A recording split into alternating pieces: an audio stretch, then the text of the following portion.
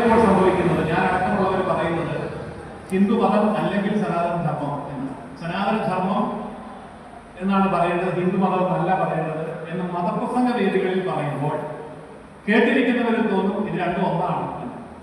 സനാതന ധർമ്മം തന്നെയാണ് ഹിന്ദുമതമെന്നും ഹിന്ദുമതമാണ് സനാതന ധർമ്മമെന്നും തോന്നും. നമ്മൾ ഇത് കൃത്യമായി നിർവചിക്കേണ്ടത്. ഇവിടെ വിചാരകത്തിന്റെ വേദിയായതുകൊണ്ട് അങ്ങനെ തുറന്നു പറയാം, ഹിന്ദുമതം അല്ല സനാതന ധർമ്മം. സനാതന ധർമ്മത്തിന്റെ ഉള്ളിൽ ഹിന്ദുമതമടക്കം നിരവധി മതങ്ങൾ ഓരോരോ കാലഘട്ടങ്ങളിൽ ജനിക്കുകയും ജീവിക്കുകയും മരിക്കുകയും ചെയ്തിട്ടുണ്ട്. നിരവധി മതങ്ങൾ ഇപ്പോഴുണ്ട്. ഇപ്പോഴുള്ള സിഖ് മതം, ജൈനമതം, ബുദ്ധമതം ഇതൊക്കെ സനാതന ധർമ്മത്തിന്റെ ഉള്ളിലുണ്ടായ മതങ്ങളാണ്. ഇതിനു മുമ്പ് ശാക്തേയ മതം, വൈഷ്ണവ മതം, ഗാണപത്യ മതം, ഇങ്ങനെ നിരവധി മതങ്ങൾ ഉണ്ടായിട്ടുണ്ട്. പിന്നെ ഈ ധർമ്മത്തിന്റെ ഉള്ളിൽ കൾട്ടുകൾ ഉണ്ടാവും. സത്യസായി ബാബയുടെ കൾട്ട്, അമൃതാനന്ദമയി ദേവിയുടെ കൾട്ട്, ശ്രീ ശ്രീ രവിശങ്കറിന്റെ കൾട്ട്, ഇഷ അല്ലെ, ഇപ്പോ സദ്ഗുരുവിന്റെ കൾട്ട്, അതങ്ങനെ വരും പോവുകയും ചെയ്യും. ഇതൊക്കെ സനാതന ധർമ്മം അതിന്റെ ഉള്ളിൽ തന്നെ ഉൾക്കൊള്ളുകയും ചെയ്യും. അതായത് സനാതന ധർമ്മത്തിന്റെ ആ വിശാലമായ കുടക്കീഴിൽ, ആ തണലിൽ മതങ്ങളും കൾട്ടുകളും ഉണ്ടായിക്കൊണ്ടിരിക്കും, വളർന്നുകൊണ്ടിരിക്കും, പൂർണ്ണത പ്രാപിക്കും, അസ്തമിക്കും. കാരണം അതിന് ജന്മദിനമുള്ളത് കൊണ്ട് മരണത്തിന് നിശ്ചയമാണ്. എന്നാൽ സനാതന ധർമ്മം നിരന്തരമായി അവിടെ നിലനിൽക്കും. അത് വാക്കിൽ തന്നെ ആധുനികം, അധുനാധുനികം, പുരാതനം എന്നൊക്കെയുള്ള വാക്കുകൾ. പുരാതനം പഴയ, ആധുനികം ഇപ്പോൾ ഉള്ളത്, അധുനാധുനം വരാൻ പോകുന്നത്. എന്നാൽ സനാതനം എല്ലാ കാലത്തോടും. അതിന് ഈ മൂന്ന് കാലഭേദങ്ങളില്ല. അതായത് ഭൂതകാലമില്ല, വർത്തമാനമില്ല, ഭാവിയില്ല. ഭൂതകാലവും വർത്തമാനകാലവും ഭാവി കാലവും ഇല്ലാത്തതാണ് സനാതന ധർമ്മം. അതെല്ലാ കാലത്തും ഉണ്ട്. അത് സയൻസ് ആണ്, അത് ഒരുപോലെയാണ്. മതങ്ങളൊക്കെ, മതങ്ങൾ വരും, മതങ്ങൾ നിലനിൽക്കും, മതങ്ങൾ പോകും. കൾട്ടുകൾ വരും, കൾട്ടുകൾ നിലനിൽക്കും, കൾട്ടുകൾ പോകും. പക്ഷെ സനാതന ധർമ്മം അവിടെ ഉണ്ടായിരുന്നു. അതുകൊണ്ട് നമ്മൾ സമൂഹത്തിൽ നമ്മൾ വ്യാപരിക്കുമ്പോൾ കൃത്യമായി തന്നെ നമ്മൾ അറിയിക്കുകയും ചെയ്യേണ്ട ഒരു കാര്യം മതമല്ല ധർമ്മം എന്നുള്ളത്. മതമല്ല ധർമ്മം. അപ്പോൾ എന്താണ് മതം, എന്താണ് ധർമ്മം? ഇപ്പൊ ഹിന്ദു മതം, ഇന്നത്തെ ഹിന്ദു മതം എന്തെങ്കിലും പ്രശ്നം നേരിടുന്നുണ്ടോ എന്ന് ചോദിച്ചാൽ ഞാൻ പറയും ഹിന്ദു മതം രക്ഷപ്പെട്ടു. ഹിന്ദു മതത്തിന് പ്രശ്നമൊന്നുമില്ല. പ്രശ്നം എവിടെയുള്ളത്? സനാതന ധർമ്മത്തിന് മാത്രമേ പ്രശ്നമുള്ളൂ. ഞാൻ ഈ പൊതുരംഗത്ത് വന്നിട്ട് 46 വർഷമായി. ഞാൻ ഓർക്കുന്നു 46 വർഷം മുമ്പ് കേരളത്തിൽ യാത്ര ചെയ്യുമ്പോൾ കാട് മൂടിക്കിടക്കുന്ന ക്ഷേത്രങ്ങൾ നിങ്ങളൊക്കെ കണ്ടിട്ടുണ്ട്. ഇവിടെ ഇരിക്കുന്ന എല്ലാവർക്കും പ്രായമുള്ളവരുണ്ട്, എല്ലാവരും കണ്ടിട്ടുണ്ട്. കാട് മൂടിക്കിടക്കുന്ന ക്ഷേത്രങ്ങൾ, ഇടിഞ്ഞു പൊളിഞ്ഞ ക്ഷേത്രങ്ങൾ, അല്ലെങ്കിൽ പൂജ മുടങ്ങിയ ക്ഷേത്രങ്ങൾ, ഉത്സവമില്ലാത്ത ക്ഷേത്രങ്ങൾ, ഭക്തജനങ്ങളില്ലാത്ത ക്ഷേത്രങ്ങൾ, ക്ഷേത്രങ്ങളുടെ ഭൂമി കയ്യേറി മറ്റു പലരും കൊണ്ടുപോയി. ചിലർ കൃഷി ചെയ്തു, ചിലർ കെട്ടിടം പണിതു, ചിലർ മറിച്ചു വിറ്റു, ചിലർ ലീസിന് കൊടുത്തു, ചിലർ കേസ് നടക്കുന്നു. 40 വർഷം മുമ്പ്, 30 വർഷം മുമ്പ് കേരളത്തിന്റെ അവസ്ഥ ഇതായിരുന്നു. പക്ഷെ ഇന്ന് കേരളത്തിലെ എല്ലാ ഉത്സവങ്ങളും അതിഗംഭീരമായിട്ടാണ് നടത്തുന്നത്. ഇന്നലെ രാവിലെ വരെ ഞങ്ങൾ രണ്ടുപേരും ഏറ്റുമാനൂർ അമ്പലത്തിലുണ്ട്. ആറാട്ടാണ്. ഞാൻ ആ ആറാട്ടുകളൊന്നും ക്ഷേത്രം വരെയുള്ള ഭാഗത്ത് ഇങ്ങനെ നടന്നു തീർക്കാൻ പറ്റാത്ത വണ്ടി ഓടിച്ച് കുടുംബാംഗങ്ങളെ സഹിതം കാണുകയായിരുന്നു. അതൊന്ന് കണ്ടാൽ മതി ഹിന്ദു രക്ഷപ്പെട്ടെന്ന് മനസ്സിലാവും. ഹിന്ദു രക്ഷപ്പെട്ടു, സനാതന ധർമ്മം രക്ഷപ്പെട്ടു ഇല്ലെന്ന് പിന്നീട് നമുക്ക് പറയാം. എത്ര ലക്ഷക്കണക്കിന് ആൾക്കാർ. ഏറ്റവും വലിയ സന്തോഷം തോന്നിയത് ഒരു 4000-ലധികം കാറുകൾ എനിക്ക് എണ്ണാൻ പറ്റിയെന്നാണ്. ഞാനെന്തിനായി 4000-ലധികം കാറുകൾ എണ്ണിയത്? പണ്ട് 40 കൊല്ലം മുമ്പ് ക്ഷേത്രത്തിൽ പോകുമ്പോൾ ഒരു ബൈക്ക് കാണാൻ പറ്റുമോ എന്നത് എണ്ണിയിട്ടുണ്ട്. ബൈക്കിലൊക്കെ വരുന്ന ഹിന്ദു ഉണ്ടോ? അന്ന് സൈക്കിളിൽ വരുന്ന ഹിന്ദു, കടന്നു വരുന്ന ഹിന്ദു, കൂടി വന്നാൽ 4 പേര് കൂടി ഓട്ടോറിക്ഷ പിടിച്ച് ഇടിച്ചു കയറി വരുന്ന ഹിന്ദു അത്രയൊക്കെ ഉള്ളൂ 40 വർഷം മുമ്പ്. ഇന്ന് ആയിരക്കണക്കിന് കാറുകളിൽ ഉത്സവം കൂടാൻ വരുന്ന ഹിന്ദു. അപ്പോൾ ഹിന്ദു മതം രക്ഷപ്പെട്ടു. അതുകൊണ്ട് മാത്രം രക്ഷപ്പെട്ടു എന്നല്ല ഞാൻ പറയുന്നത്. ബ്രിട്ടീഷുകാർ വരുമ്പോ ഇന്ത്യക്ക് സ്വാതന്ത്ര്യം കിട്ടുന്നതിന് മുൻപ് കേരളത്തിന്റെ 14 ജില്ലകളിലായി 36,400 ക്ഷേത്രങ്ങളിൽ 9 ക്ഷേത്രങ്ങൾക്ക് മാത്രമാണ്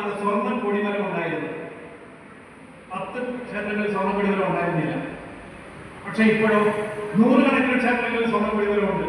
ഹിന്ദു രക്ഷപ്പെട്ടു. എല്ലാ ക്ഷേത്രങ്ങളും വളരെ ഗംഭീരമായിട്ട് പുനഃസ്ഥാപിച്ചു കഴിഞ്ഞിരിക്കുന്നു, പുനരുദ്ധാരണം നടന്നു കഴിഞ്ഞിരിക്കുന്നു. ക്ഷേത്രങ്ങളുടെ ബജറ്റ് എടുത്തു നോക്കൂ, എത്ര വലിയ വരുമാനമാണ്. ഹിന്ദു രക്ഷപ്പെട്ടു സാമ്പത്തികമായി. എന്റെ കയ്യിൽ കണക്കുണ്ട്, 50,000 കോടി രൂപയാണ്. 15 വർഷം മുമ്പ് ഞാൻ എടുത്ത കണക്ക് ഡോക്ടർ ഗോപാലകൃഷ്ണന്റെ കൂടെ 8 വർഷക്കാലം ഞങ്ങൾ പഠിച്ച് ഉണ്ടാക്കിയ കണക്ക് കൃത്യമായി എഴുതി വെച്ചിട്ടുണ്ട്. ഫുൾ ഡീറ്റെയിൽസ് എന്റെ കയ്യിലുണ്ട്. 1000 കോപ്പി CD എന്ന് പ്രിന്റ് ചെയ്ത് വിതരണം ചെയ്തിട്ടുണ്ട്. അതിൽ ഈ കണക്കെല്ലാം പറയുന്നു.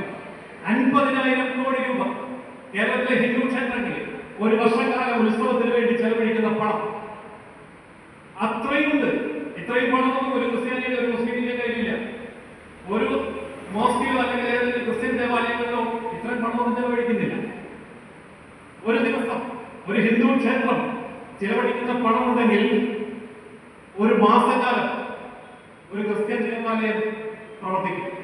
ഒരു ദിവസം ഒരു ഹിന്ദു ക്ഷേത്രം പ്രവർത്തിക്കുന്ന പണമുണ്ടെങ്കിൽ ഒരു മാസം ഒരു ക്രിസ്ത്യൻ ദേവാലയം പ്രവർത്തിക്കും. 3 മാസം ഒരു മുസ്ലിം ദേവാലയം പ്രവർത്തിക്കും. അത്രമാത്രം വലിയ ചിലവാണ് ഹിന്ദു ക്ഷേത്രങ്ങളിൽ നമ്മൾ ചെയ്തുകൊണ്ടിരിക്കുന്നത്. വേണ്ടാന്നല്ല ഞാൻ പറഞ്ഞത്, വേണം. അത്രയും പണം നമുക്കുണ്ട്. നമ്മൾ കേരളത്തിലെ ക്ഷേത്രങ്ങളിൽ പൂജ കഴിക്കുമ്പോൾ, വഴിപാട് കഴിക്കുമ്പോൾ, കടുംപായസമോ കൂട്ടുപായസമോ കഴിക്കുമ്പോൾ ഒരു സ്പൂൺ പായസം കൂടുതൽ കഴിക്കാൻ തയ്യാറാണെങ്കിൽ കൃത്യമായ കണക്കിന് ഞങ്ങൾ എടുത്തിട്ടാണ് പറയുന്നത്. ഒരു സ്പൂൺ പായസം എത്ര ഗ്രാമിന് കൂടുതൽ? 10 ഗ്രാമിന് 15 ഗ്രാം. അത്രയും പായസം കൂടുതൽ കഴിക്കാൻ തയ്യാറാണെങ്കിൽ ഒരു വർഷം നമുക്ക് 4 മെഡിക്കൽ കോളേജ് ഉണ്ടാക്കാനുള്ള പണം കിട്ടും, 72 എഞ്ചിനീയറിംഗ് കോളേജ് ഉണ്ടാക്കാനുള്ള പണം കിട്ടും, 400 ഹൈസ്കൂൾ ഹയർ സെക്കൻഡറി സ്കൂൾ ഉണ്ടാക്കാനുള്ള പണം കിട്ടും, 17 സൂപ്പർ സ്പെഷ്യാലിറ്റി ഹോസ്പിറ്റൽ ഉണ്ടാക്കാനുള്ള പണം കിട്ടും. അത്രയും സമ്പന്നമാണ് ഹിന്ദു. എല്ലാ കണക്കും ഞാൻ എടുത്തിട്ടുണ്ട്. കേരളത്തിലെ ആനകൾ 97% ആനകളും ഹിന്ദുക്കളാണ്. ആനയുടെ ഉടമസ്ഥന്മാരോ 99.99% അഹിന്ദുക്കളാണ്. ഏറ്റവും കൂടുതൽ ഹിന്ദു ആനയുള്ള ഹിന്ദുവിന്റെ വീട്ടിൽ നിന്നാണ് ഞാൻ വരുന്നത്. എന്റെ കടയിൽ 12 ആനയുണ്ട്. പക്ഷേ 10 ആന കഴിച്ചുള്ള എത്ര ഹിന്ദുണ്ട്? ഇല്ല. 4 ആനയുള്ള ഹിന്ദു ഇല്ല. ബാക്കിയുള്ളവർക്ക് ഓരോ ആനയുണ്ട്. ഇതെല്ലാം കൂടെ കൂട്ടിയാൽ ആകെ ആനയുടെ എണ്ണത്തിന്റെ എത്ര ശതമാനം വരും? ആകെ പോയാൽ 2-3% വരും. 97% ആനകളും അഹിന്ദുക്കളുടേതാണ്. ആ ആനകളെ ബ്രാൻഡ് ചെയ്ത് മാർക്കറ്റ് ചെയ്ത് കൊണ്ട് നടന്ന് ക്ഷേത്രങ്ങളിൽ നിന്ന് അവർ കൊണ്ടുപോകുന്ന കോടാനുകോടി രൂപയുടെ കണക്ക് എന്റെ കയ്യിലുണ്ട്. ഞാൻ പറഞ്ഞ സമയം കളയുന്നില്ല, എന്റെ വിഷയം അതല്ല. വെടിക്കെട്ട് എത്ര ഹിന്ദുക്കളെ വെടിക്കെട്ട് നടത്തുന്നത് കണക്കിന്റെ കയ്യിലുണ്ട്. നമ്മുടെ കയ്യിലല്ല പണം പോകുന്നത്.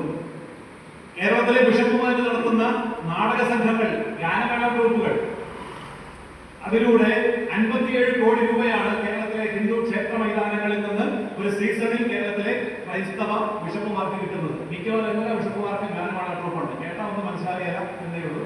പാട്ടൊക്കെ നമ്മുടേതാണ് പാടുന്നത്, പൈസ അങ്ങോട്ടാണ് പോകുന്നത്. ഗാനമേളയുണ്ട്, നാടകമുണ്ട്, എല്ലാം ഉണ്ട്.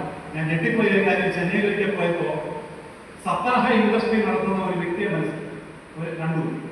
അല്ല, ഭാഗവത സപ്താഹത്തിന്റെ ബിസിനസ് ആണ് എന്നോട് പറഞ്ഞപ്പോൾ ഞാൻ അകമയിൽ നിന്ന് ഞെട്ടി. ഭാഗവത സപ്താഹത്തിന്റെ ബിസിനസ് എന്താ പേര്? സാം. എവിടെയാ വീട്? പാലക്കാട്. അല്ലെങ്കിൽ ബിസിനസ് ആണെന്ന് പറഞ്ഞത് എന്താ? ഞാൻ ക്ഷേത്രങ്ങളിൽ ഒന്നും പോകാറില്ല. ഞാൻ ഒരേ സമയം 4 സപ്താഹങ്ങൾ നടത്തും. 4 ക്ഷേത്രങ്ങളിൽ ക്ഷേത്രവുമായിട്ട് എഗ്രിമെന്റ് വെക്കും.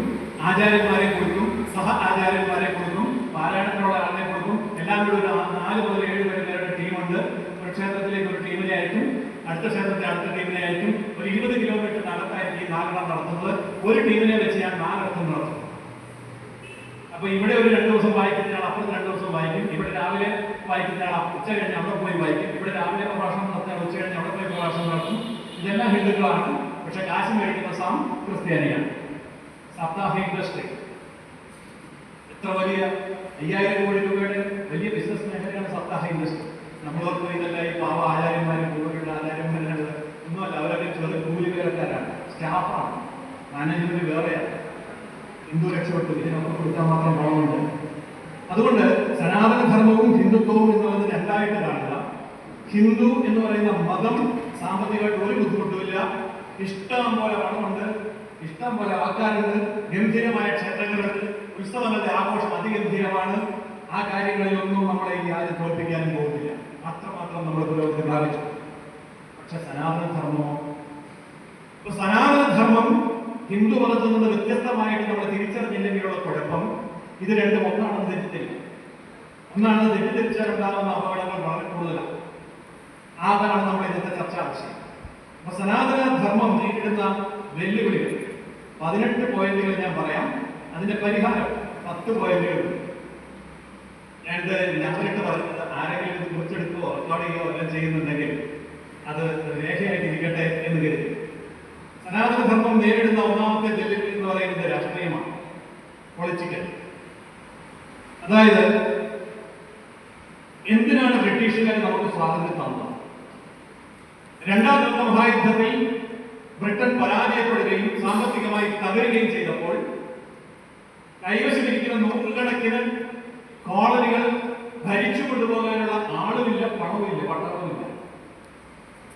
ബ്രിട്ടൻ പാപ്പരായി. അപ്പോൾ എന്താ ചെയ്യാം? സ്വാതന്ത്ര്യം കൊടുത്താൽ രക്ഷയില്ല. ഗത്യന്തരമില്ലാതെ, കാശില്ലാതെ, ആളില്ലാതെ വിഷമിച്ചപ്പോൾ കിട്ടിയ സ്വാതന്ത്ര്യം. ഇതാണ് അതിന്റെ സത്യം. സത്യബന്ധമായിട്ട് അന്വേഷിച്ച മനസ്സിലാവും. പക്ഷെ നമ്മളിവിടെ പോയി ആൾക്കാർ മൃഗന്മാരായോടെ വൈദ്യുതിയാണ് എന്നൊക്കെ പറഞ്ഞ് നമ്മൾ സ്വാതന്ത്ര്യം മേടിച്ചെടുത്തു നോക്കിയാൽ അങ്ങനെയാണെങ്കിൽ ഒരേ ദിവസം, ഒരേ മാസം ഏതാണ്ട് 30-ലധികം രാജ്യങ്ങൾക്ക് സ്വാതന്ത്ര്യം കിട്ടിയല്ലോ. അതെന്താ നമ്മൾ പഠിക്കാത്തത്? അതായത് നമുക്ക് സ്വാതന്ത്ര്യം കിട്ടിയ അതേ സമയത്ത് തന്നെ സ്വാതന്ത്ര്യം കിട്ടിയ 30-ലധികം രാജ്യങ്ങളുണ്ട്. ഈ 30-ലധികം രാജ്യങ്ങൾക്ക് 1947 തന്നെ സ്വാതന്ത്ര്യം കിട്ടിയതുകൊണ്ടാണ്, ആഗസ്റ്റ് മാസത്തിൽ തന്നെ സ്വാതന്ത്ര്യം കിട്ടിയതുകൊണ്ടാണ് എന്ന് പഠിക്കുമ്പോൾ മനസ്സിലാകും. ഗത്യന്തരമില്ലാതെ, പണമില്ലാതെ, ആളില്ലാതെ, റിസോഴ്സ് ഇല്ലാതെ, സംവിധാനങ്ങളില്ലാതെ, നെറ്റ്വർക്ക് ഇല്ലാതെ, പിടിച്ചു നിൽക്കാൻ കഴിയാതെ ഗതികളോട് കൊണ്ട് സ്വാതന്ത്ര്യം കൊടുത്തു. പക്ഷെ എങ്ങനെയാ സ്വാതന്ത്ര്യം കൊടുത്തത്? അവരിപ്പോഴും സ്വാതന്ത്ര്യം കൊടുക്കാത്ത കോളനികൾ ഇപ്പോഴും ഉണ്ട്. ഇപ്പോഴും ബ്രിട്ടീഷ് കോളനികൾ നിലനിൽക്കുന്നുണ്ട്. എന്തിനാ നമുക്ക് സ്വാതന്ത്ര്യം തന്നത്? സ്വാതന്ത്ര്യം തന്നാലും നിയന്ത്രിക്കാൻ പറ്റും എന്ന കോൺഫിഡൻസ് ഉള്ളിടത്ത് മാത്രമാണ് സ്വാതന്ത്ര്യം കൊടുത്തത്. അതായത് നമുക്ക് സ്വാതന്ത്ര്യം കിട്ടിയതായിട്ട് നമുക്ക് തോന്നും.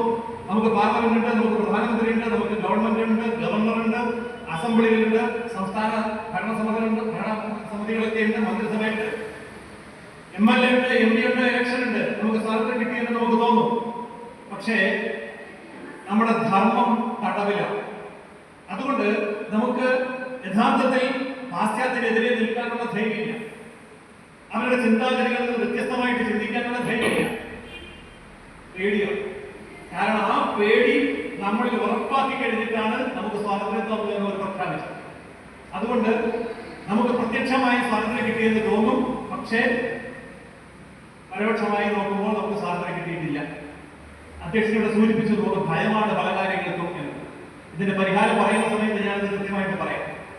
അപ്പോൾ നമുക്ക് യഥാർത്ഥത്തിൽ സ്വാതന്ത്ര്യം കിട്ടി എന്നുണ്ടെങ്കിൽ, ഉണ്ടാവണമെങ്കിൽ നമുക്ക് നമ്മുടേതായിട്ടുള്ള ഒരു കോൺസ്റ്റിറ്റ്യൂഷൻ ഉണ്ടാവണമായിരുന്നു. നമുക്ക് നമ്മുടേതായ ഒരു ഭരണഘടന ഉണ്ടാകണമായിരുന്നു. ഇന്ന് നമ്മുടെ ഭരണഘടനയാണോ അല്ലയോ എന്ന ചർച്ച നടക്കുകയാണ്. ലോകത്ത് 61 ഇസ്ലാമിക രാജ്യങ്ങളുണ്ട്. ഈ 61 ഇസ്ലാമിക രാജ്യങ്ങളിലും ഒരു രാജ്യത്ത് പോലും ഇല്ലാത്ത അങ്ങേയറ്റത്തെ ഔദാര്യവും അധികാരവും ഇന്ത്യയിലെ മുസ്ലിങ്ങൾക്ക് മാത്രം ഇന്ത്യയിലെ ഭരണഘടനയിൽ എഴുതി വെച്ച് കഴിഞ്ഞു. അപ്പൊ കോൺസ്റ്റിറ്റ്യൂഷൻ നമ്മുടേതല്ല. അതായത് സനാതനധർമ്മ വിശ്വാസികൾക്ക് ഇന്ത്യയിൽ കിട്ടുന്ന ഭരണഘടനാപരമായിട്ടുള്ള അവകാശങ്ങളും അധികാരങ്ങളും ആനുകൂല്യങ്ങളുമല്ല ഇവിടുത്തെ മതന്യൂനപക്ഷമായ മുസ്ലിമിന് കിട്ടുന്നത്. കാരണം ഭരണഘടനയിൽ എഴുതി വെച്ച് കഴിഞ്ഞു. ആരാ എഴുതി വെച്ചത്? നമ്മൾ തന്നെ എഴുതി വെച്ചത്. പാകിസ്ഥാൻകാരും വന്ന് എഴുതിയതല്ല, ബംഗ്ലാദേശുകാരും വന്ന് എഴുതിയതല്ല, സൗദി അറേബ്യയിൽ നിന്ന് ആരെങ്കിലും വന്ന് എഴുതിയതല്ല. ഭാരതത്തിലെ MP തന്നെ ഭാരതത്തിലെ പാർലമെന്റിനെ കുറിച്ച് ചർച്ച ചെയ്തിട്ട് എഴുതി വെച്ചതാ. അങ്ങനെ എഴുതി വെക്കാൻ കാരണം എന്താ? അവരുടെ തലച്ചോറ് ബ്രിട്ടന്റെ കീഴിലാണ്, വിദേശ നിയന്ത്രണത്തിലാണ്. അതുകൊണ്ട് ശരീഅത്ത് നിയമങ്ങൾ ഇന്ത്യൻ ഭരണഘടനയിൽ എഴുതി വെക്കുകയും ഇത് ഇന്ത്യൻ സുപ്രീം കോടതിക്ക് നിരോധിക്കാനോ നിയന്ത്രിക്കാനോ കൈകാര്യം ചെയ്യാനോ സാധ്യമല്ല എന്നും കൂടി എഴുതി വെച്ചു. അതാണല്ലോ ഇപ്പോൾ വഖഫ് നിയമം എന്ന പേരിൽ അറിയപ്പെടുകയും നമ്മളത് മാറ്റാൻ വേണ്ടി ശ്രമിക്കുകയും ചെയ്തുകൊണ്ടിരിക്കുന്നു. ഏതായാലും ഉടനെ തന്നെ അത് മാറ്റപ്പെടും, ഒരു സംശയമില്ല. അപ്പോൾ കോൺസ്റ്റിറ്റ്യൂഷൻ അവിടെ വലിയ വെല്ലുവിളിയാണ് നമ്മൾ നേരിടുന്നത്, വലിയ ചലഞ്ചാണ് നമ്മൾ നേരിടുന്നത്.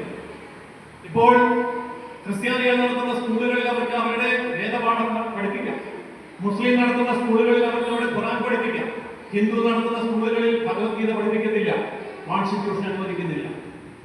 ഭരണഘടനാപരമായി നമ്മൾ വെല്ലുവിളി നേരിടുകയാണ്. അപ്പോൾ കോൺസ്റ്റിറ്റ്യൂഷൻ എത്രമാത്രം ഭീകരമായിട്ടാണ് സനാതന ധർമ്മത്തിന്റെ കഴുത്തിൽ പിടിമുറുക്കിയിരിക്കുന്നത് എന്ന് നമുക്ക് മനസ്സിലാക്കും. രണ്ടാമത്തേത് പൊളിറ്റിക്കൽ പാർട്ടീസ്. അതേതൊരു രാജ്യമാണെന്ന് പറയുന്ന രാജ്യത്തും മുസ്ലിം ലീഗ്, മുസ്ലിം എന്ന പേരിട്ടുകൊണ്ട് തന്നെ ഒരു രാഷ്ട്രീയ പാർട്ടി നിലനിൽക്കുന്നു. MLA ഉണ്ടാകുന്നു, മന്ത്രി ഉണ്ടാകുന്നു, MP ഉണ്ടാകുന്നു, കേന്ദ്രമന്ത്രി ഉണ്ടാകുന്നു, രാജ്യം ഭരിക്കുന്നു. അതേതരമാണ് എന്ന് പറയുകയും ചെയ്യുന്നു. അതുപോലെ തന്നെ പൊളിറ്റിക്കൽ വോട്ട് ബാങ്കുകൾ, ജാതിയുടെ പേരിൽ, മതത്തിന്റെ പേരിൽ വോട്ട് ബാങ്കുകൾ ഉണ്ടാക്കി ആ വോട്ട് ബാങ്കിന്റെ അടിസ്ഥാനത്തിൽ രാഷ്ട്രത്തെയും അധികാരത്തെയും നിയന്ത്രിക്കുന്നു. പൊളിറ്റിക്കൽ ചലഞ്ചാണ്. ഈ പൊളിറ്റിക്കൽ ചലഞ്ച് നിലനിർത്തുന്നിടത്തോളം കാലം 10 മണിയാകുമ്പോൾ അമ്പലത്തിലെ മൈക്ക് ഓഫ് ചെയ്തേ പറ്റൂ. ബാക്കിയുള്ളവർക്ക് 10 മണി കഴിഞ്ഞ് മൈക്ക് ഓൺ ചെയ്യാം. കാരണം പൊളിറ്റിക്കൽ ചലഞ്ചാ, വോട്ട് ബാങ്ക് ചലഞ്ചാ. ഈ കഴിഞ്ഞ ദിവസമൊക്കെ നമ്മൾ കണ്ടല്ലോ അല്ലെ, രംഗക്കുട്ടി വയലിൻ വായിച്ചുകൊണ്ടിരുന്നപ്പോൾ 10 മണിക്ക് ഓഫ് ചെയ്യും. 10 മണിക്ക് മൈക്ക് ഓഫ് ചെയ്യാത്ത ദേവാലയങ്ങളുണ്ടല്ലോ, അത് ഹിന്ദുവിൻ്റെതല്ല എന്ന് മാത്രം. കാരണം വോട്ട് ബാങ്ക് ഇല്ല. അതുകൊണ്ട് വോട്ട് ബാങ്ക് എന്ന് പറയുന്നത് പൊളിറ്റിക്കൽ ചലഞ്ചാ. ഇത് നമ്മൾ തിരിച്ചറിഞ്ഞില്ല എങ്കിൽ സനാതന ധർമ്മത്തെ രക്ഷിക്കാൻ കഴിയില്ല. ഇതാണ് പ്രധാനപ്പെട്ട ഒരു കാര്യം. ഒന്നാമത്തെ പോയിന്റ് പൊളിറ്റിക്കൽ. ഇനി ഒരു കാര്യങ്ങൾ ഞാൻ ചുരുക്കി പറഞ്ഞു. രണ്ടാമത്തെ പോയിന്റ് കൺവേർഷൻ, മതപരിവർത്തനം. മതപരിവർത്തനം 2 തരത്തിലുണ്ട്, ഡയറക്റ്റും ഇൻഡയറക്റ്റും. ഡയറക്റ്റ് ആയിട്ടുള്ള മതപരിവർത്തനം ഏതാണ്ട് നിലച്ചു. ഇപ്പോ നേരിട്ടുള്ള മതപരിവർത്തനം ഇല്ല. അതുകൊണ്ട് തന്നെ അതിനെ പ്രതിരോധിക്കാൻ ബുദ്ധിമുട്ടാണ്. സിഖ് മതം, താടിയുണ്ട്, തലപ്പാവുണ്ട്, ടർബനുണ്ട്, കൃപാണുണ്ട്, 5 ചിഹ്നങ്ങളുണ്ട്. ഈ 5 ചിഹ്നങ്ങൾ ധരിച്ചുകൊണ്ട് പഴയ കാലത്തെ ഹിന്ദു കുടുംബങ്ങളിൽ നിന്ന് ഒരു ആൺകുട്ടിയെ യോദ്ധാവായിട്ട് നിശ്ചയിച്ച് രാജ്യരക്ഷയ്ക്ക് വേണ്ടി നിയോഗിക്കുന്ന ഒരു കാലഘട്ടം ചരിത്രത്തിലുണ്ട്. പഴയ കാലമല്ല. അങ്ങനെ ചരിത്രത്തിൽ അറിയാം. ഒരാളെ സിഖായിട്ട് കൊടുക്കുകയാണ്. ഹിന്ദു കുടുംബത്തിൽപ്പെട്ട ഒരു ആൺകുട്ടിയെ യോദ്ധാവായിട്ട് ഒഴുകി വെച്ച് അവന് 5 അടയാളങ്ങൾ കൊടുത്ത് സിഖായിട്ട് പ്രഖ്യാപിച്ച് അവനെ യുദ്ധത്തിന് വേണ്ടി യോദ്ധാവായിട്ട് കൊടുക്കുകയാണ്. ഹിന്ദു ധർമ്മത്തെ രക്ഷിക്കാൻ, മുഗളന്മാരിൽ നിന്ന് രാജ്യത്തെ രക്ഷിക്കാൻ. അങ്ങനെ ആ സിഖ് മതം ഉണ്ടായി. ഇന്ന് സിഖ് മതത്തിൽ 15% പേര് ക്രിസ്ത്യാനികളാണ്. ഈ പറഞ്ഞ 5 ലക്ഷണമുണ്ട്. നമുക്കൊന്നും കണ്ടുപിടിക്കാൻ പറ്റില്ല. അവരുടെ വോട്ടർ ഐഡന്റിറ്റി കാർഡിലായാലും സിഖ് മതക്കാരനാണ്, റേഷൻ കാർഡിൽ സിഖ് മതക്കാരനാണ്, പാസ്പോർട്ടിൽ സിഖ് മതക്കാരനാണ്, എല്ലാ രേഖകളിലും സിഖ് മതക്കാരനാണ്. കണ്ടാൽ ലക്ഷണമൊത്ത സിഖാണ്, പക്ഷേ ആള് ക്രിസ്ത്യാനിയാണ്. ജ്ഞാന ചർച്ചകളിൽ എന്റെ കൂടെ പങ്കെടുക്കുന്ന ഒരു മലയാളി ക്രിസ്ത്യൻ പുരോഹിതൻ, ഞങ്ങളൊരു നേരിട്ട് കണ്ടിട്ടില്ല. മിക്ക ചർച്ചയിൽ ഞങ്ങൾ ഒന്നിച്ചുണ്ട്. അപ്പോ ഒരു ദിവസം ഇദ്ദേഹത്തെ ഒന്ന് നേരിട്ട് കാണാൻ കരുതി ഞാൻ ഇദ്ദേഹത്തെ വിളിച്ചോ പറഞ്ഞു, ഞാൻ ആയുർവേദ സെമിനാരി പഠിപ്പിക്കാം, അതിൽ വരുമ്പോൾ ഒന്ന് കയറിയാൽ നമുക്ക് സംസാരിക്കാം. ഞാൻ അവിടെ കയറി അദ്ദേഹമായിട്ട് സംസാരിക്കാം. 1-2 മണിക്കൂർ സംസാരിക്കും. അങ്ങനെ സംസാരിച്ചു കഴിഞ്ഞപ്പോൾ ഇദ്ദേഹം പറഞ്ഞു, ഞങ്ങൾക്കൊക്കെ മനസ്സുകൊണ്ട് BJP വരണമെന്ന് വലിയ ആഗ്രഹമുണ്ട്. കാരണം BJP വന്നില്ലെങ്കിൽ ഞങ്ങളെ അവർ തീർത്ത് കളയും, മുസ്ലിങ്ങളെ തീർത്ത് കളയും. അതുകൊണ്ട് ഞങ്ങളൊക്കെ BJPക്ക് അനുകൂലം. അപ്പൊ എനിക്ക് തോന്നി അച്ഛന്റെ ചർച്ചയും കാര്യങ്ങളൊക്കെ കേട്ടപ്പോ വഖഫ് കാര്യത്തിലൊക്കെ ഇത്ര ആവേശത്തോടെ BJPക്കാരെക്കാൾ ആവേശത്തോടെ അച്ഛൻ സംസാരിക്കുന്നത് കേട്ടപ്പോൾ അങ്ങനെ തോന്നി. അതുകൊണ്ടാണ് അച്ഛനെ കാണാൻ വേണ്ടി വന്നത് എന്ന് പറഞ്ഞിട്ട് ഞാൻ ഇങ്ങനെ സംസാരിച്ചു കഴിഞ്ഞിട്ട് അദ്ദേഹം പറയാം, പക്ഷെ ചില കാര്യങ്ങളിൽ എനിക്ക് അങ്ങനെ യോജിക്കാൻ പറ്റുന്നില്ല. എന്താ ഏത് കാര്യങ്ങൾ? ഞാൻ അമിത്ഷായെ കാണാൻ പോയി കഴിഞ്ഞ മിനിസ്ട്രിയുടെ കാലത്ത്. ഡൽഹിയിൽ പോയി അദ്ദേഹത്തിന്റെ ഔദ്യോഗിക വസതിയിൽ കണ്ടു, സംസാരിച്ചു. ഞാനൊരു ബൈബിൾ അദ്ദേഹത്തിന് സമ്മാനിച്ചു, എന്നിട്ടൊരു ഷാളൊക്കെ ഇട്ടു. അപ്പൊ അദ്ദേഹം എന്റെ കയ്യെടുത്ത് ബലമായിട്ട് പിടിച്ചു. എന്നിട്ട് കയ്യെന്ന് വിടുന്നില്ല. എന്നിട്ട് ഒരു വശത്തേക്ക് എന്നെ മാറ്റി നിർത്തി. എന്നിട്ട് രഹസ്യമായിട്ട് എന്നോട് ചോദിച്ചു, നിങ്ങൾ എത്ര ശതമാനമുണ്ട് ഇന്ത്യൻ പോപ്പുലേഷൻ? ഞാൻ പറഞ്ഞു 2.2%. ഞാൻ പറഞ്ഞു, no, you are 60% of the Indian population. I have full details with me, with evidence. അതെനിക്ക് ഇഷ്ടപ്പെട്ടു. അങ്ങനെയൊന്നുമില്ല കേട്ടോ. ഞങ്ങൾ 16% ഞങ്ങൾ 2%. ഞാനൊന്നും മിണ്ടിയില്ല. കാരണം ഈ 16%-ന്റെ കണക്ക് വേണമെങ്കിൽ ഇയാളെ പറഞ്ഞു കേൾപ്പിക്കാൻ എനിക്ക് അറിയാൻ കഴിയാഞ്ഞിട്ടല്ല. പക്ഷേ അമിത്ഷായ്ക്ക് മനസ്സിലായിട്ടുണ്ട് ഇന്ത്യൻ പോപ്പുലേഷനിൽ 16% ക്രിസ്ത്യാനിയായി. പക്ഷെ ഇപ്പോഴും ഒരു റെക്കോർഡ് കൊണ്ട് 2% ഉള്ളൂ. അത് ഒരു കാലത്ത് ഇനി കൂടാനും പോകുന്നില്ല. അത് 2 താഴോട്ട് 1.5 ഒക്കെ ആവും. പക്ഷെ മറുവശത്തെ യാഥാർത്ഥ്യം വർദ്ധിച്ചുകൊണ്ടിരിക്കും. സനാതന ധർമ്മം നേരിടുന്ന വലിയൊരു പ്രശ്നമാണ് ഇത്തരം കൺവേർഷൻ. ഈ ശിവരാത്രി ദിവസം ഞാനൊരു പ്രഭാഷണത്തിന് വേണ്ടി പോയത് മറയൂര് ക്ഷേത്രത്തിൽ, ശിവക്ഷേത്രത്തിൽ. മറയൂര് കാന്തല്ലൂർ പ്രദേശത്തൊന്നും ആരും പ്രഭാഷകരെ കിട്ടാറില്ല എന്നാണ്. അപ്പൊ അതിന്റെ സംഘാടക ക്ഷേത്രത്തിന്റെ പ്രസിഡന്റ് എൻ്റെ വലിയ സുഹൃത്ത്. അപ്പൊ അദ്ദേഹം 2 കൊല്ലം മുമ്പ് എന്നോട് പറഞ്ഞു, മറയൂർ അമ്പലത്തിന് ശിവരാത്രി ദിവസം അടുത്ത പിന്നത്തെ വർഷത്തേക്ക് ബുക്ക് ചെയ്യുകയാണ്, ഡേറ്റ് ഇല്ലെന്നൊന്നും പറയരുത്, വരണം. അദ്ദേഹം പറഞ്ഞു ഇവിടെ ആരും വരികയില്ല, കാരണം വന്നിട്ട് പോകണമെങ്കിൽ 2 ദിവസം വേണം. ഇവിടെ നിന്നൊക്കെ നമ്മൾ അവിടെ എത്തണമെങ്കിൽ 8 മണിക്കൂർ വണ്ടി ഓടും. ഒരു ദിവസം മുഴുവൻ വണ്ടിയിൽ പ്രഭാഷണം കഴിഞ്ഞ് പിറ്റേ ദിവസം മുഴുവൻ വണ്ടിയിൽ. അപ്പോൾ 2 പകലും ഒരു രാത്രി 1 മണിക്കൂർ പ്രഭാഷണത്തിന് വേണ്ടി ആരെയും കിട്ടില്ല. പിന്നെ ഇവിടെ വരുമ്പോൾ വലിയ മഞ്ഞ തണുപ്പ്. അതുകൊണ്ട് ആരോഗ്യമുള്ള ആൾക്കാരെ വരത്തുള്ളൂ. അതുകൊണ്ട് തീർച്ചയായിട്ടും വരണം. തലേ ദിവസം തന്നെ വരണം എന്ന് പറഞ്ഞാൽ തലേ ദിവസം പോയി എനിക്ക് അവിടെ ഒരു റൂമൊക്കെ തന്നു, കുറേ പേര് കാണാൻ വന്നു. അപ്പോൾ കാണാൻ വന്ന ആൾക്കാർ എന്നോട് പറഞ്ഞ ഒരു കാര്യം, ഇവിടെ ഒരു പ്രത്യേകതരം കൺവേർഷൻ നടക്കുകയാണ് മതപരിവർത്തനം. എന്താണ്? 40 പേരെ 50 പേരെ ഒന്നിച്ചൊരു ബസ്സിൽ സംഘടിപ്പിച്ച് ശബരിമലയ്ക്ക് കൊണ്ടുപോകുന്ന ഗുരുസ്വാമിമാരുണ്ട്. മറയൂർ കാന്തല്ലൂർ പ്രദേശത്ത് ശബരിമലയ്ക്ക് എല്ലാ വർഷവും പോകും. ഒരു ബസ് നിറയെ ആൾക്കാരെ കൊണ്ടുപോകും. 40 പേരുടെ ബസ് പോകും, 50 പേരുടെ ബസ് പോകും. അപ്പൊ ഒരു വീട്ടിൽ നിന്ന് ഒരാളാണ് പോകുന്നത്. അപ്പൊ 50 പേരുടെ ബസ് ശബരിമലയ്ക്ക് പോയാൽ 50 വീടാണ് പോകുന്നത്. ആ ഗുരുസ്വാമി 40 കൊല്ലമായി, 50 വർഷമായി അദ്ദേഹം ശബരിമലയ്ക്ക് പോകുന്ന ഗുരുസ്വാമിയാണ്. ഈ ഗുരുസ്വാമിയെ മതം മാറ്റി കൂടെ 50 കുടുംബക്കാരെ മതം മാറി. അങ്ങനെ 4 ഗുരുസ്വാമിമാരെ മതം മാറുമ്പോൾ 50 കൂടെ 4 200 പേര് മതം മാറി, 200 വീട് മതം മാറി. അപ്പോൾ ഒരു പള്ളി പണി, ഒരു ഇടവക ഉണ്ടാവും. ഇങ്ങനെ ഇവിടെ ഇടവകളും പള്ളികളും ഉണ്ടായിക്കൊണ്ടേയിരിക്കുകയാണ്. എന്തെങ്കിലും ഒന്ന് ചെയ്തേ പറ്റും. അതിന്റെ ആദ്യ പടിയായിട്ടാണ് നമ്മുടെ ക്ഷേത്രത്തിന്റെ ചരിത്രത്തിൽ ആദ്യമായി ഒരു മതപ്രസംഗം വെച്ചതും നിങ്ങൾ മതപ്രസംഗത്തിന് വന്നത്. അതുകൊണ്ട് ഇതൊക്കെ മനസ്സിൽ വെച്ചൊന്ന് പറയണം. മതപ്രസംഗത്തിന്റെ സമയം എന്താണെന്നറിയാമോ? രാവിലെ 10 മണി. ഞാൻ ചോദിച്ചു, രാവിലെ 10 മണിക്ക് എന്താ പ്രസംഗം? അപ്പൊ അദ്ദേഹം പറഞ്ഞു, വൈകുന്നേരം ഗാനമേള, വെടിക്കെട്ട്, വലിയ വലിയ പരിപാടി. അപ്പൊ അന്തരീക്ഷം വേറെ, രാവിലെ ശാന്തമായ അന്തരീക്ഷം. 4000 പേരുടെ പ്രസാദം വെച്ചിട്ടുണ്ട്. ഭക്ഷണം കഴിക്കാൻ ആൾക്കാരെല്ലാം വന്ന് ഇരുന്ന് കഴിയുമ്പോൾ പ്രഭാഷണം. ആദ്യത്തിന് അവിടെയുള്ള ഒരു പ്രസിഡന്റ് അല്പം വിവരം ഉണ്ടായിരുന്നതുകൊണ്ട് അങ്ങേര് 500 പേർക്ക് ഇരിക്കാവുന്ന ഒരു വലിയ ഓഡിറ്റോറിയം പണിതെടുത്തു. പുറമ്പോക്കിൽ ഒരു നദി കെട്ടിപ്പൊക്കി ഒരു ഓഡിറ്റോറിയം പണിതു അമ്പലത്തിന് മുമ്പിൽ. അങ്ങനെ ഓഡിറ്റോറിയം പണിതിട്ട് തഹസിൽദാരെ കാണാൻ പോയി. നമ്പർ ഇട്ട് തരണം, ജില്ലാഫീസർ തരിക. അപ്പൊ തഹസിൽദാർ ചോദിച്ചു, അല്ല നിങ്ങൾക്ക് ഇത് കെട്ടിപ്പൊക്കുമ്പോൾ പറയാമോ ഇത് പുറമ്പോക്കിലാണ്? പിന്നെ നിങ്ങൾ എന്തിനാണ് ചെയ്തത്? എന്നിട്ട് പിന്നെ എന്റെ ജില്ലാഫീസർ എടുത്തു പോയത്? എനിക്ക് ചെയ്യാൻ പറ്റും. അപ്പൊ ഈ പ്രസിഡന്റ് പറഞ്ഞു, അതെ ചോദിച്ചാൽ തരികയെന്നറിയാം, പുറമ്പോക്കാണ്. ഞങ്ങൾക്ക് ഒരു ഓഡിറ്റോറിയം ആവശ്യം. അമ്പലത്തിൽ ആളപ്പാടെ 1.5 നിലയുള്ളൂ. എന്തെങ്കിലും ഒരു കാര്യം ചെയ്യണമെങ്കിൽ ആയിരക്കണക്കിന് ഭക്തജനങ്ങൾ വരും. എവിടെയെങ്കിലും ഒന്ന് ഇരിക്കണമെന്ന് ഭക്ഷണം കഴിക്കണമെന്ന് മൂക്ക് പിടിക്കുന്ന ഒരു സംവിധാനം വേണ്ടേ? അതുകൊണ്ട് ഒരു ഓഡിറ്റോറിയം ഉണ്ടാക്കുക. അതുകൊണ്ട് കാര്യങ്ങളെല്ലാം ഭംഗിയായിട്ടുണ്ട്. ഇനിയിപ്പോ ഞങ്ങൾക്കൊന്നും ചെയ്യാനില്ല. തഹസിൽദാർ എന്തെങ്കിലും ചെയ്താൽ ഞങ്ങൾ ഇതൊന്നും നടത്തിക്കാം. തഹസിൽദാർ ഒന്നും ചെയ്യും എന്ന് പറഞ്ഞു. ശരി, നിങ്ങൾ നോക്കൂ, ഞാൻ ഒന്ന് നോക്കാം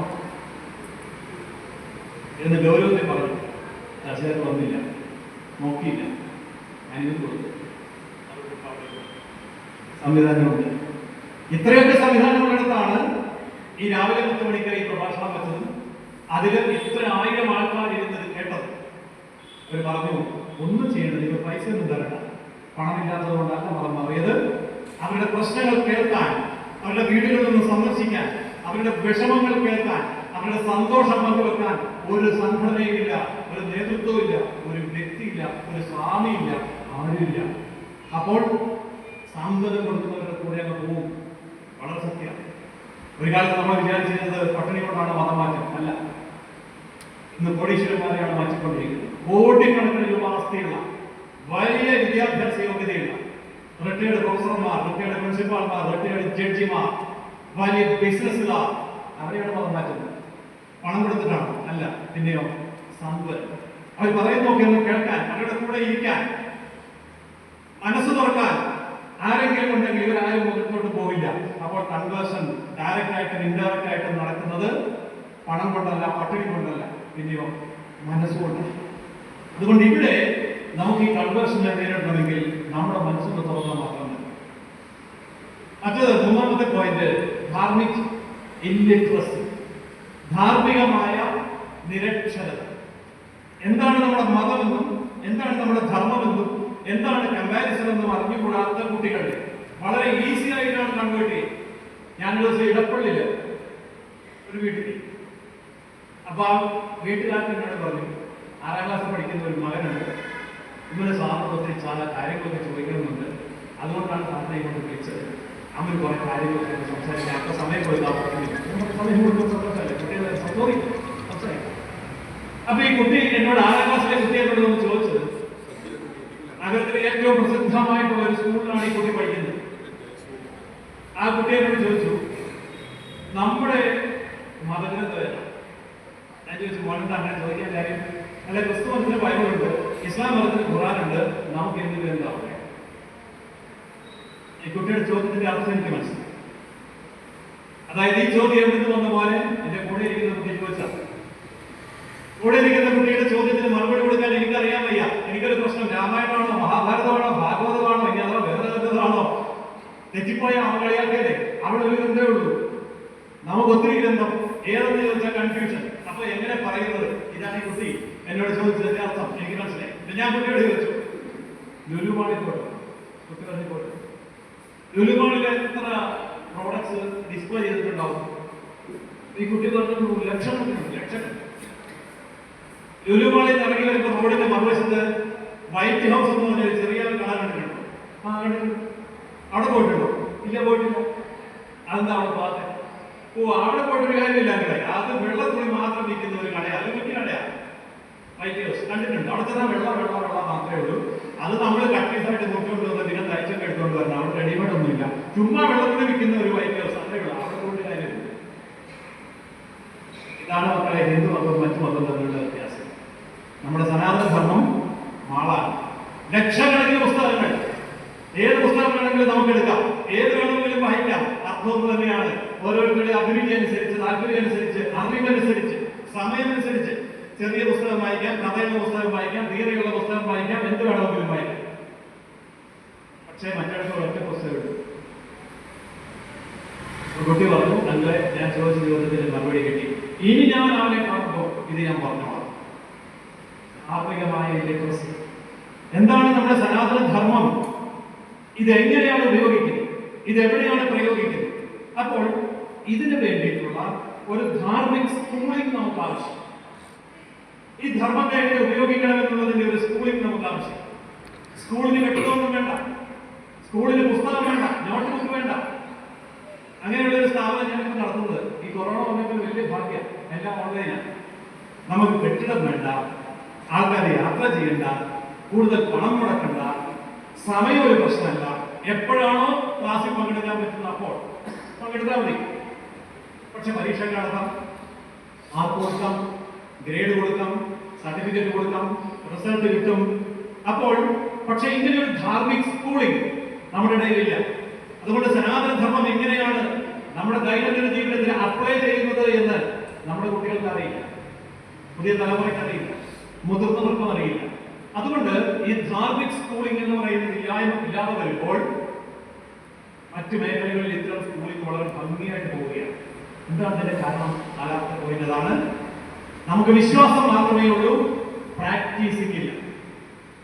സനാതന ധർമ്മത്തിൽ നമ്മൾ വിശ്വസിക്കുകയാണ്, അത് പ്രാക്ടീസ് ചെയ്യുന്നില്ല.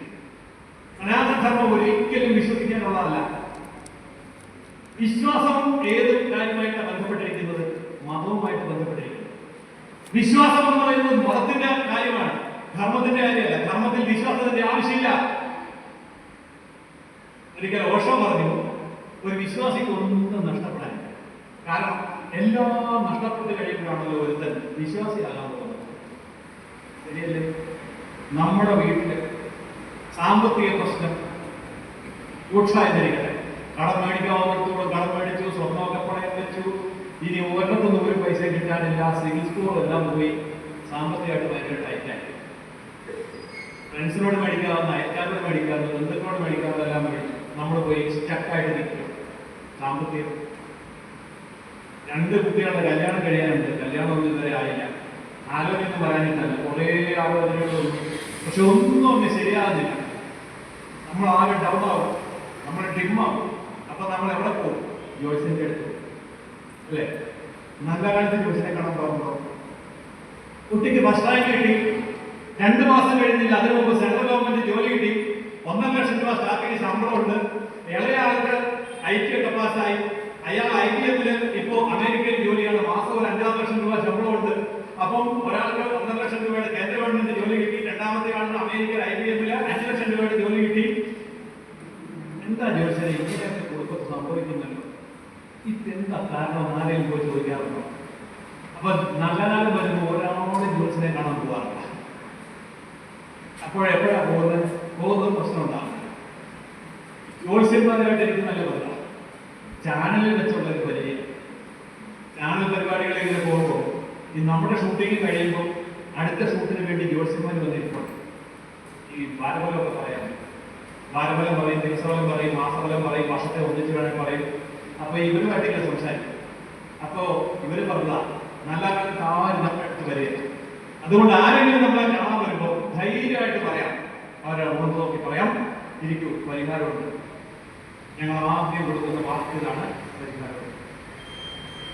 കാരണം എന്താ, പരിഹരിക്കാൻ വയ്യാത്ത എന്തോ പ്രശ്നം ഉണ്ടായിട്ടാണല്ലോ ഇയാൾ ജോത്സ്യനെ കാണാൻ പോകുന്നത്. അല്ലാതെ നല്ല കാലത്ത് ഒരാളെ ജോത്സ്യനെ കാണാൻ ധരിയല്ല. ഇവിടെ ധൈര്യമായിട്ട് പറയാം, പരിഹാരമുണ്ട്, ഇരിക്കും. പിന്നെ അവരവിടെ ഇരുന്നോളൂ. 4 പേര് കഴിഞ്ഞാലും അയാളവിടെ ഇരുന്നു. അപ്പോ ആ ഒരു അപ്രോച്ച് എന്തുകൊണ്ടാണ്? ബിലീഫ് സിസ്റ്റത്തിൽ വിശ്വാസം മാത്രമേ ഉള്ളൂ, പ്രാക്ടീസ് ചെയ്യുന്നില്ല. ഈ സനാതന ധർമ്മം വിശ്വസിക്കാനുള്ളതല്ല, അത് പ്രാക്ടീസ് ചെയ്യാനുള്ളതാണ്. പരിഹാരത്തിന്റെ ഭാഗം പറയുന്നത് ഞാൻ കൃത്യമായിട്ട് പറയാം. 5ാമത്തെ പോയിന്റ്, കൾട്ടിന്റെ ഡോമിനേഷൻ. ഒരു വിധത്തിൽ നല്ലതാണ്, ഒരു വിധത്തിൽ ദോഷമാണ്. കൾട്ടുകൾ നമ്മുടെ സമൂഹത്തിൽ ഉണ്ടാവുന്നത് തെറ്റൊന്നുമല്ല, നല്ലതാണ്. അമൃതാനന്ദമയി കൾട്ടുണ്ടാവുന്നത് നല്ലതാണ്, സത്യസായി കൾട്ടുണ്ടാവുന്നത് നല്ലതാണ്, ശ്രീ കൾട്ടുണ്ടാവുന്നത് നല്ലതാണ്, അതല്ലെങ്കിൽ സദ്ഗുരുവിന്റെ കൾട്ടുണ്ടാവുന്നത് നല്ലതാണ്, ബ്രഹ്മകുമാരി നല്ലതാണ്. ഇതൊക്കെ ഉള്ളത് കൊണ്ട് കുറെ പേര് അവിടെ പിടിച്ചിട്ടുള്ളതുണ്ട്. അതില്ലെങ്കിൽ പിന്നെ കൃപാസനത്തിൽ പോകും, വേറെ കട്ടുണ്ട്, അങ്ങോട്ട് പോകും. അതുകൊണ്ട് നമുക്ക് കട്ടൊക്കെ ഉള്ളത് നല്ലതാണ്. പക്ഷെ കൾട്ടിന്റെ ഒരു പ്രത്യേകത എന്താണ്? അത് വളരെ ചുരുങ്ങിയതാണ്. അമൃതാനന്ദമയുടെ വിശ്വാസിയായിട്ടുള്ള ഒരാളെ ഒരു ഭജനയ്ക്ക് വിളിച്ചു നോക്കി അതിൽ വന്ന് ചുറ്റും നോക്കിയിട്ട് പറയും, ഇതെല്ലാം അമ്മയുടെ പടം വരച്ചില്ല, ബാക്കി എല്ലാവരുടെ പടം വരച്ചല്ലോ. സത്യസായിക്കാരെ വിളിച്ചു നോക്കി. അപ്പൊ അവര് പറയും, അയ്യോ ഭഗവാന്റെ പടം വെക്കാതെ ബാക്കി എല്ലാവരും വെച്ചിട്ടുണ്ടല്ലോ. ഭഗവാന്റെ പടം വെച്ചില്ലെങ്കിൽ സത്യസായിക്കാരൻ ഇറങ്ങിപ്പോകും, അമ്മയുടെ പടം വെച്ചില്ലെങ്കിൽ അമൃതാനന്ദമയുടെ ആൾക്കാർ ഇറങ്ങിപ്പോകും, ശ്രീയുടെ ഗുരുജിയുടെ പടം വെച്ചില്ലെങ്കിൽ ഇറങ്ങിപ്പോകും. കാരണം കൾട്ടാണ്, മനസ്സിൽ ജീവിച്ചതാണ്. പക്ഷെ കുറ്റം പറയല്ല, ചെറിയ ആൾക്കാർക്ക് ജീവിക്കില്ലേ. ഓഷോയോട് ഒരിക്കലും ഒരാൾ ചോദിച്ചൊരു പത്രലേഖകൻ, നിങ്ങൾ എന്തുകൊണ്ടാണ് ഈ 4 കോടി രൂപയുടെ ഡ്രസ് ഇട്ടിരിക്കുന്നത്? ഓഷോ രജനീഷ് അദ്ദേഹത്തിന്റെ രത്നഖചിതമായിട്ടുള്ള കിരീടവും അതുപോലെ വലിയ കോട്ടും, ആ കോട്ട് നിറയെ രത്നങ്ങൾ തുന്നിപ്പിടിപ്പിച്ചതും, അതുപോലെ സ്വർണം പൂശിയ 4 ജെറ്റ് വിമാനങ്ങളും സ്വർണം പൂശിയ റോൾസ് റോയ്സ് കാറുകളും ഒക്കെ ആയിട്ട് ഈ ഭഗവാൻ രജനീഷ് ഓഷോ വിദേശത്ത് അമേരിക്കയിലൊക്കെ പോയി വളരെ പ്രശസ്തനായ സമയത്ത് ഒരു പത്രലേഖകൻ ചോദിച്ചു, നിങ്ങൾ എന്തിനാണ് ഇത്ര വലിയ ആർഭാടം കാണിക്കുന്നത്? 4 കോടി രൂപയുടെ ഡ്രസ്. അപ്പോ പാവങ്ങളെ കുറിച്ച് നിങ്ങൾ പോലുമില്ലേ? ഓഷോ ആരാ? മിസ്റ്റിക്കാണ്. ഓഷോ പറഞ്ഞു, ഇല്ല, പാവങ്ങളെ കുറിച്ച് എനിക്കൊരു ചിന്തയില്ല. കാരണം പാവങ്ങളെ കുറിച്ച് ചിന്തിക്കാൻ ഇഷ്ടംപോലെ സന്യാസിമാരുണ്ട്, ഇഷ്ടംപോലെ വിശുദ്ധന്മാരുണ്ട്. പാവങ്ങളെ കുറിച്ച് ചിന്തിക്കാൻ ഇഷ്ടംപോലെ സംഘടനകളുണ്ട്. പക്ഷേ പണക്കാരെ കുറിച്ച് ചിന്തിക്കാൻ ഞാൻ മാത്രമേ ഉള്ളൂ. പണക്കാരുടെ പ്രശ്നമുണ്ടായാൽ ഞാൻ മാത്രമേ ഉള്ളൂ. അതുകൊണ്ട് പണക്കാരുടെ മുമ്പിൽ ഞാൻ എന്നെ ഡിസ്പ്ലേ ചെയ്യുകയാണ്.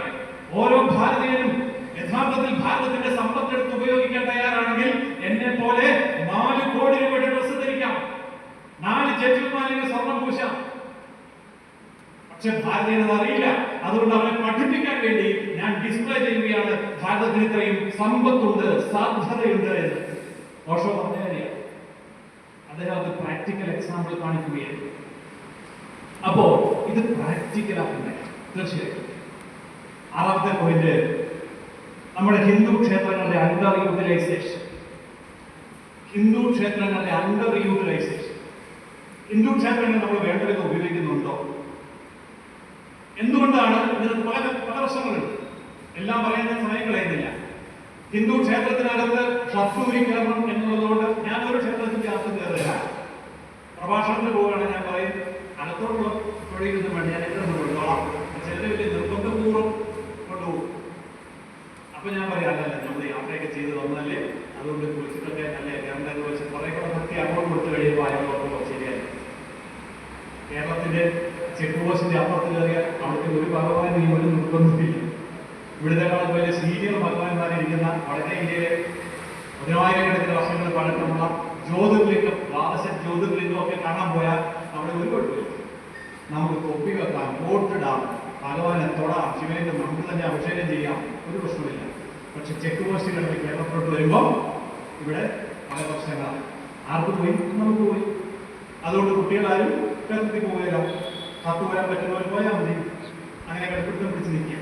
അപ്പൊ ഇതിന്റെ കാര്യം കാലാനുസൃതമായി നമ്മൾ മാറ്റുന്നില്ല എങ്കിൽ നഷ്ടം നമുക്കാണ്. നമ്മുടെ കുട്ടികൾ നമ്മുടെ ദേവാലയങ്ങളിലേക്ക് വരാതെയാവും. അപ്പോ അണ്ടർ യൂട്ടിലൈസേഷൻ.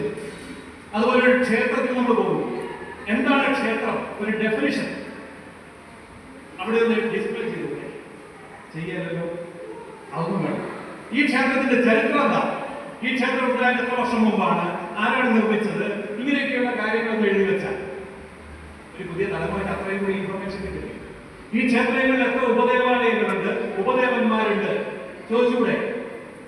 അതൊന്ന് എഴുതി വെച്ചാൽ വരുന്ന പുതിയ തലമുറ കുട്ടികൾ വായിച്ചു പഠിച്ചു. ഞാനൊരിക്കലും പ്രഭാഷണത്തിന് വേണ്ടി പത്തനംതിട്ട ജില്ലയിൽ വലിയ പ്രസിദ്ധമായിട്ടുള്ള ക്ഷേത്രത്തിൽ പോയി. അപ്പോ ആ ക്ഷേത്രം രക്തകണ്ഠേശ്വര മൂർത്തിയാണ്. നീലകണ്ഠനൊക്കെ കേട്ടിട്ടുണ്ട്, പക്ഷേ ഈ രക്തകണ്ഠൻ ഞാൻ കേട്ടിട്ടില്ല. ഞാൻ അവിടെ വലിയ കാര്യമായിട്ട് ചെന്ന് നിൽക്കുന്നുണ്ട്. പൂജാരി ഒരു വലിയ ഇലക്ട്രിക് നിറയെ പ്രസാദമൊക്കെ ആയിട്ട് എൻ്റെ അടുത്ത് വന്ന് എനിക്ക് തോന്നുന്നു ആനയെ പരിചയപ്പെടുത്തി പ്രഭാഷണത്തിന് വന്നയാളാണ്. ഞാൻ മേടിച്ചു. പൂജാരിയോട് ചോദിച്ചു, അല്ല ഒരു സംശയം, ഈ രക്തകണ്ഠേശ്വരൻ എന്ന് പറഞ്ഞാൽ എന്ത് സങ്കല്പം? പൂജാരി എടുത്തോട്ടും എടുത്തോട്ടും നോക്കിയിട്ട് പറഞ്ഞു, സത്യം പറഞ്ഞാൽ സാറേ അത് എനിക്കും അറിയത്തില്ല. ഉത്സവം. ഞാൻ ചോദിച്ച തന്ത്രി ഉണ്ടോ അവിടെ? ഉത്സവമായിട്ട് തന്ത്രി ഉണ്ട്. തന്ത്രി മടത്തിരിക്കുന്നു. പ്രഭാഷണം പറഞ്ഞാൽ അരമണിക്കൂർ സമയം ഞാൻ തന്ത്രി മടത്തി പോയി തന്ത്രിയെ കണ്ടു, ഒറ്റയ്ക്ക് കണ്ടു. ചോദിച്ചു, അല്ല പൂജാരിയോട് ചോദിച്ചു, എനിക്ക് അറിയില്ല എന്ന് അദ്ദേഹം പറഞ്ഞു. എന്താണ് തന്ത്രി? രക്തകണ്ഠേശ്വരൻ. വളരെ ഒന്നും കിട്ടി. അദ്ദേഹം പറഞ്ഞു, അതാണ് ഞാൻ ആലോചിക്കുന്നത്, എനിക്കും അതിനെ പേടിയിട്ടില്ല.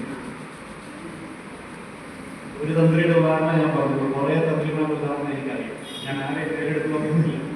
കാരണം ഈ ഒരു എഡ്യൂക്കേഷൻ അവിടെ പോലും ഇല്ല, ഈ ഒരു ഓറിയന്റേഷൻ അവിടെ പോലും ഇല്ല. അതുകൊണ്ട് ഈ അണ്ടർ യൂട്ടിലൈസേഷൻ നമുക്ക് ദോഷം ചെയ്യും. അതുകൊണ്ട് ക്ഷേത്രം എന്താണ്, അതിന്റെ ചരിത്രം എന്താണ്, അവിടുത്തെ മൂർത്തി സങ്കല്പം എന്താണ്, അവിടുത്തെ ഗുരുദേവാലയങ്ങൾ എന്താണ്, അവിടുത്തെ ആചാരാനുഷ്ഠാനങ്ങൾ എന്താണ്, അതിന്റെ പിന്നിലുള്ള ശാസ്ത്രീയത എന്താണ്, ഇത് കൃത്യമായി പുതിയ തലമുറയ്ക്ക് കൊടുക്കുന്നില്ല എന്നുണ്ടെങ്കിൽ നമുക്ക് പ്രശ്നമാണ്. അത് നമ്മുടെ പുതിയ തലമുറയെ നമുക്ക് നഷ്ടപ്പെടും. ഏഴാമത്തെ പോയിന്റ്, പൂജാരീസ് വേഴ്സസ് സന്യാസി. പൂജാരിയാണ് നമ്മൾ അനുസന്ധാനം ചെയ്യേണ്ടത്, സന്യാസിയാണ്. സന്യാസി പറയുന്നതാണോ കേൾക്കേണ്ടത്, പൂജാരി പറയുന്നതാണോ കേൾക്കേണ്ടത്? ആരാണ് പൂജാരി, ആരാണ് സന്യാസി? പൊതുസമൂഹത്തിന് അറിയില്ല. അതറിയില്ലാത്തത് കൊണ്ട് ഈസിലി അവൈലബിൾ ആയിട്ടുള്ള പൂജാരിയോട് എന്ന് എല്ലാ കാര്യവും പറയും. അങ്ങനെ പൂജാരി അതിന് പരിഹാരം കാണാൻ നോക്കുമ്പോൾ ഒരു പരിഹാരം ഇല്ലാതെ വരുമ്പോൾ എന്ത് ചെയ്യും? പൂജാരി കൈകാര്യം ചെയ്യും, ജ്യോത്സ്യനാവും. അപ്പോ പാർട്ട് ടൈം പൂജാരി, പാർട്ട് ടൈം ജ്യോത്സ്യൻ, വരുമാനം കൂടും. ഞാൻ ആരെയും കുറ്റം പറയില്ല, അത്രയെങ്കിലും ആശ്വാസം ഹിന്ദു സമൂഹത്തിന് കിട്ടട്ടെ. പക്ഷേ അവരാരാണ്? വെറും സ്റ്റാഫാണ്. പൂജാരിമാർ വെറും സ്റ്റാഫാണ്. അവർക്ക് ക്ഷേത്രത്തിൽ നടക്കുന്ന പൂജകളൊക്കെ നടത്തി കിട്ടുന്ന ശമ്പളം കൊണ്ട് ജീവിക്കുക എന്നല്ലാതെ സമൂഹത്തെ രക്ഷിക്കുക, ഹിന്ദുവിനെ സംഘടിപ്പിക്കുക, അങ്ങനെയുള്ള കാര്യങ്ങളിൽ കാര്യമായ സമയം കൊടുക്കാൻ പറ്റുന്നില്ല, മനസ്സും കൊടുക്കാൻ പറ്റുന്നില്ല. ഒരാളെന്നോട് ചോദ്യം ചോദിച്ചു, അമ്പലത്തിലെ രസീത് കുറ്റിയിൽ ഏതെങ്കിലും പൂജാരിയുടെ പേര് കാണിക്കാമോ? അമ്പലത്തിലെ വഴിപാട് രസീതിൽ അതിന്റെ കുറ്റി എടുത്ത് പരിശോധിക്കുക, കൗണ്ടർ പോയി ഏതെങ്കിലും പൂജാരിയുടെ പേര് കാണിക്കാമോ? കാരണം അവർക്കറിയാം ഇത് ഇത്രയൊക്കെയാണ്. ഇനി ഞാൻ പറയുന്നത് പുറത്തോട്ട് കൊടുക്കരുത്, ദയവ് ചെയ്ത് പുറത്തോട്ട് സംരക്ഷണം ചെയ്ത് ഇനി ഞാൻ പറയാതിരിക്കാൻ പറ്റും. ഈ സംസ്ഥാനത്തിന്റെ കുഴപ്പമില്ല. തിരുവിതാംകൂർ ദേവസ്വം ബോർഡിന്റെ പരമാധികാരിയായിരുന്ന ഒരു വ്യക്തി